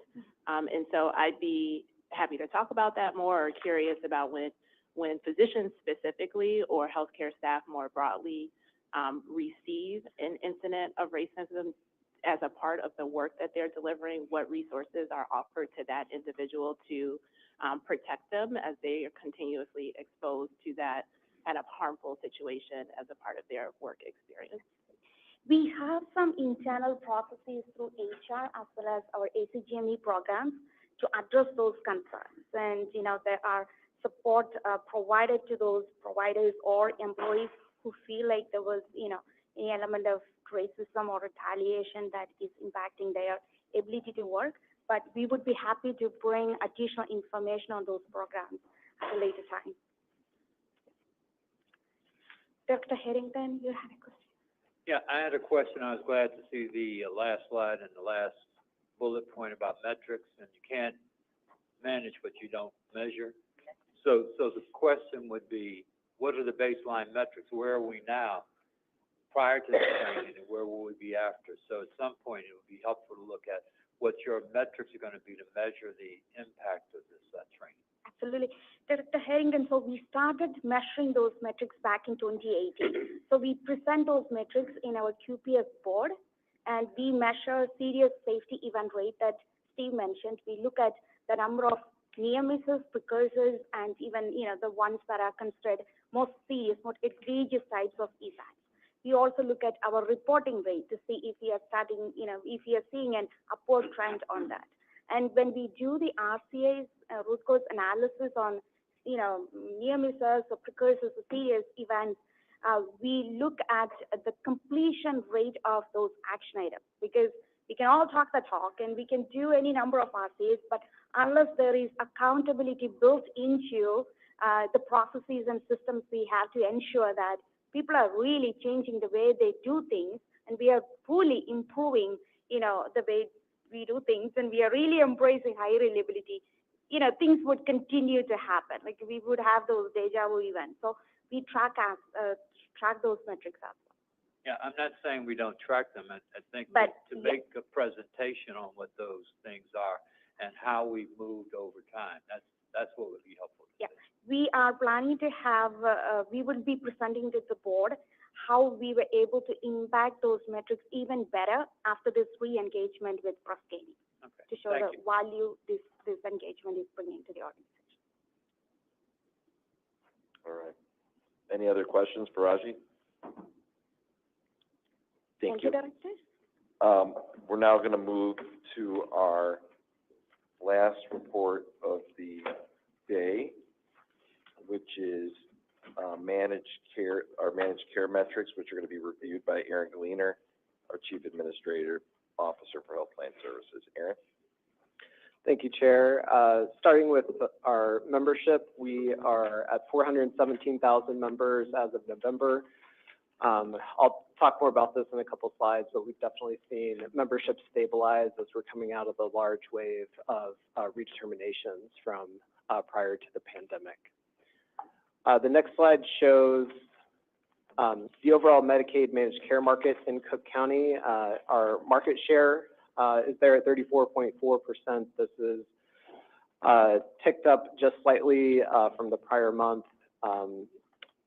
So we continue to be the largest plan in Cook County and have continued to just slightly gain market share over the past few months. You can see some of that impact on this slide. So the right-hand side, the red line, is the overall Medicaid membership in Cook County. The left-hand side is the county care membership. You can see that overall the market has been shrinking because of the redetermination process that was happening this past year. County care had a different experience as we brought on the healthy benefit for immigrant adult and seniors population, which started coming into our plan January 1st through April. So you can see we had we were tracking with the market in terms of the overall decline, and then saw growth as we brought on that population, and then continued some of the declines as redetermination continued after that period. This slide shows our membership compared to budget. The red bars here was our budget for 2024. The blue is our actuals. You can see we have significantly exceeded our budget this year, again, driven by that increase in the HBIA, HBIS membership that came into the plan January through April. But we've also outperformed in terms of our retention rates versus what we had budgeted for through this redetermination process. Those last 3 months there, September, October, November, again, we've now moved past this large wave of redetermination. Members are still going through the redetermination process each month. It's just the volumes are a little more manageable now that we've gone through this large wave. So we've really seen membership stabilize as we were expecting. We have seen very slight growth month over month since September, which is great to see. So we've seen about 500 members per month net new coming into the plan during that time period. This shows our overall redetermination rates. Really would have you focus at the blue line at the top of the slide. So you can see the percentage there this past month was at 89.2%. So we've been hanging around that 91, 90-ish percent range for the past 4 months, which is great. Again, we're moving past some of the large wave of individuals going through redetermination. So we've been able to drive higher retention rates for the members that are still going through that redo process now.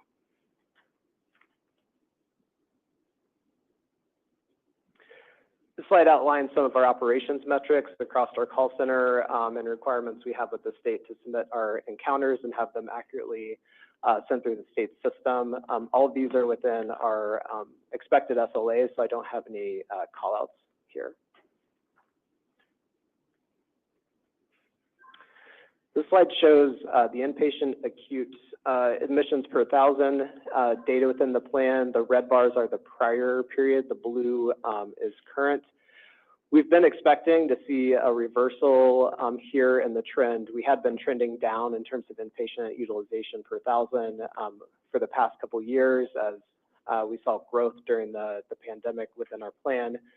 Now that the redetermination impact is starting to flow through, what we're seeing is we're left with a higher acuity population in the plan, where we had individuals that tended to be healthier were more likely to move out of the plan during the redetermination process. So you can see we're starting to see some of that now flow through our data. So the blue bars are starting to trend upward versus the prior period in red. And then the light blue shading is what we're projecting in terms of go forward utilization based on our authorization data and some of our actuarial analysis.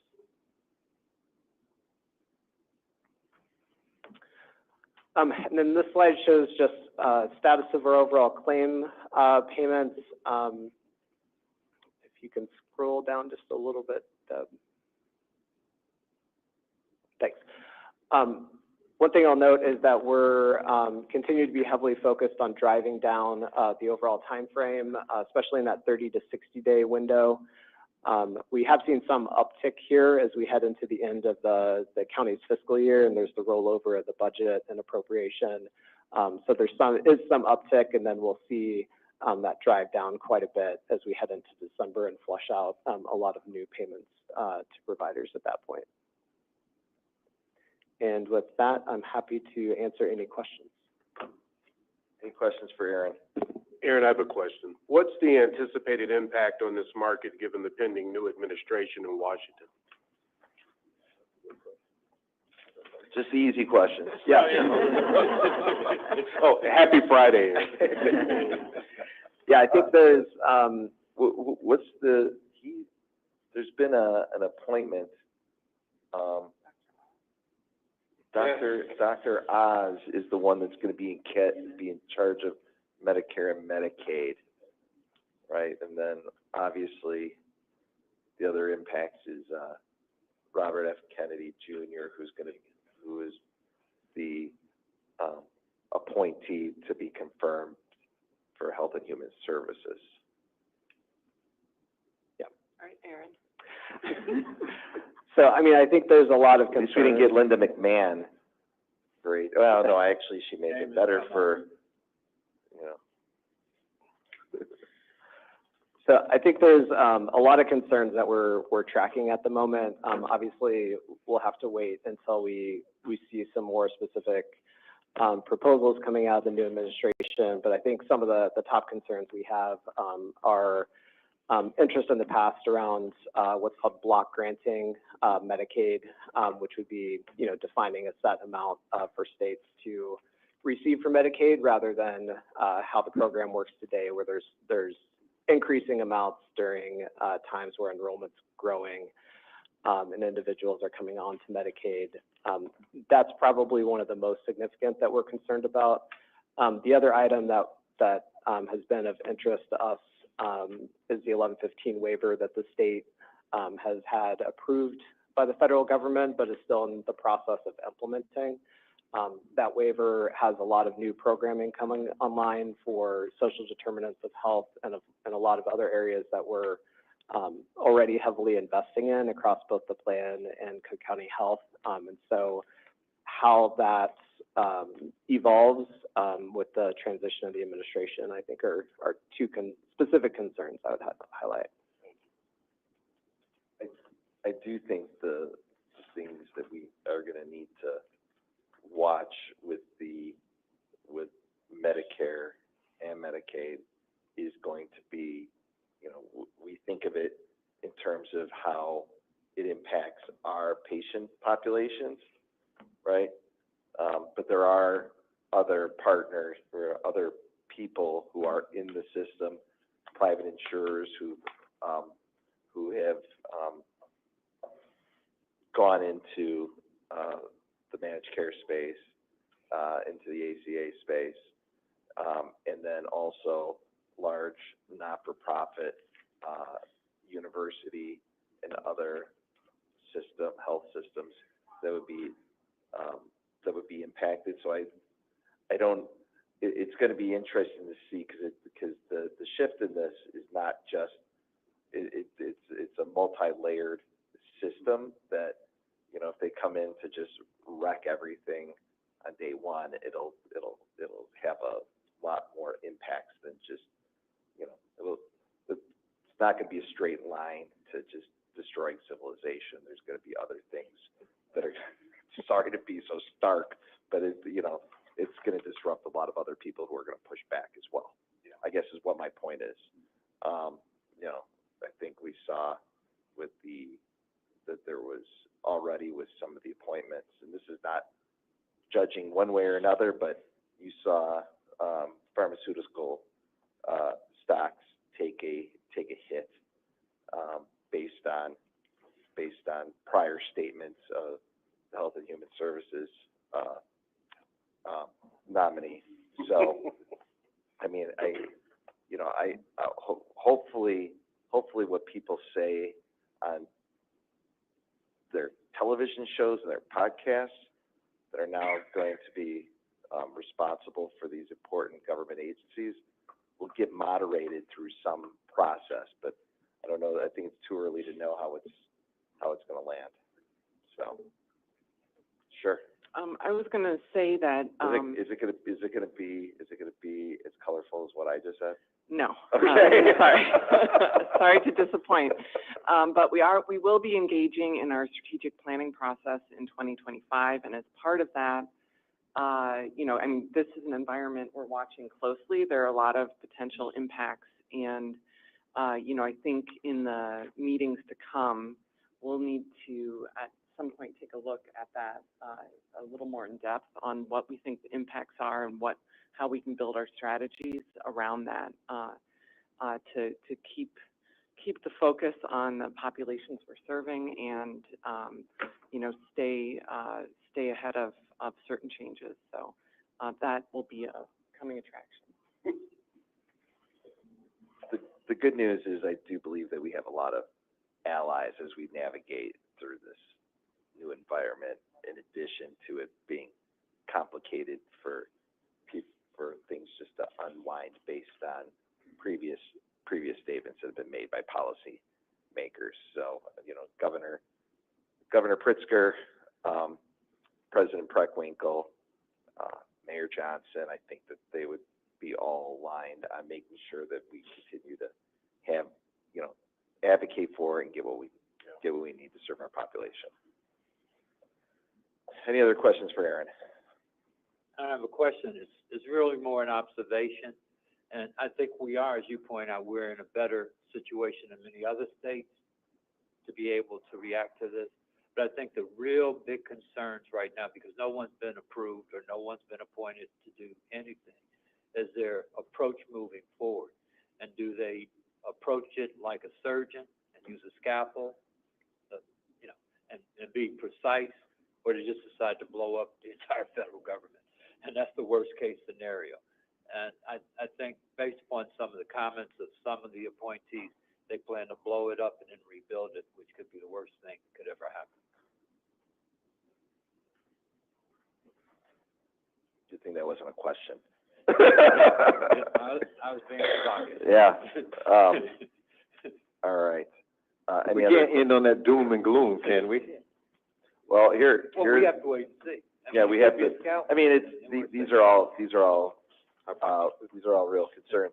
But I think that the good news is that we've built an incredible system, and over the course of for those of our folks that have been here a long time, either directly at the health system or who have worked in the county as a whole, like Andrea has, we've made an incredible amount of progress, specifically in the last 5 years, both with our long-term employees and the people that we've brought on board to help create a stronger vision and infrastructure for the hospital. So this is just going to be another challenge, and this is a very good, based on our conversation earlier around Hectone and making sure that transition is solid and successful.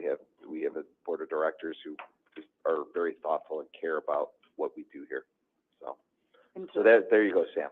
And to also not end on the doom and gloom, we've discussed, and I appreciate Dr. Nutter's statements in the committee meeting, the review last week, that we also have to recognize that not only in this room, but also across all of us, we have the potential anxieties that may be awaiting this, and we know that anxiety causes weathering, particularly in Black women who have been the stronghold throughout this entire system, and even in the most recent survey and election. So we want to make sure that we're upholding everyone emotionally, providing that support, assistance and encouragement. And as I mentioned earlier, we're happy to work together to see what can we do to make sure that not only our staff, who also has these same concerns, that we're allaying those concerns, recognizing that where we are and where we stand, regardless of what other situations may say, our patients, who also have these concerns, and our broader community, which we have to make sure feel that same confidence and confidence, although we may also be sitting in bated breath to see what may happen, that we're also going to be moving forward appropriately. So we're happy to continue that emotional support and behavioral health services that you guys have already laid the foundation on to make sure that we can all weather without the weather happening. Well, as someone who in his other role represents people who work in a variety of healthcare systems and also patient populations, one thing that I like, my day job, we represent 500,000 working people in Cook County, which is balanced, which is essentially a third Black, a third white, a third Latino, and other populations, working class people that depend on places like Cook County Health. I appreciate you giving light to the fact that we're having this conversation, but people who are dependent on social services like this hospital, either as someone who is looking to work in a system to help lift up other people, or the people who need to be lifted up. That comment is much appreciated. Any other questions or comments? All right, hearing none. Thank you, Aaron. Thank you. Thank you. All right. We do not have any items for closed meeting today. So we have otherwise exhausted the agenda, and we are adjourned. Thank you. Happy Thanksgiving. Happy Thanksgiving. How's that, Sam? Huh?